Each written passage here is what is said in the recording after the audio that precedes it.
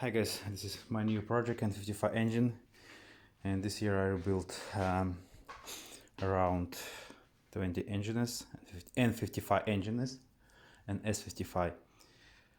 So what we have here, as you can see, F30 and 55 with a very low mileage. So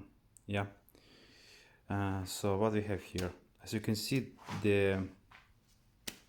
on the valve cover we don't see any like big carbon deposit, which shows usually that it is low mileage or it was very good maintained, so the guy was changing the oil, because there is no carbon deposit. Usually carbon deposit is here on the springs. I'm gonna show you now. So I have dirty, as you can see, dirty springs. It says that it is very low mileage engine. The guy who gave me this car told that it is 33,000 miles.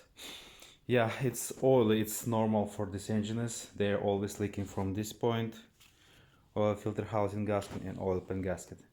So what I do, I apply very thin layered silicone of the oil pan gasket and leave it for 30 minutes to be a little bit dry, and then I install it, and it works perfectly. If you will install a brand new gasket, it will not work. So what we have else here? So we have here rod bearing spun as usually, because of this solenoid which is located here. Well, this solenoid is a big problem. I personally use special plug to lock it. Also I drill special hole inside, and so I'm trying to have normal pressure like on n54 engine. So it's possible, it's doable. As you can see, the Velotronic doesn't have a lot of wear.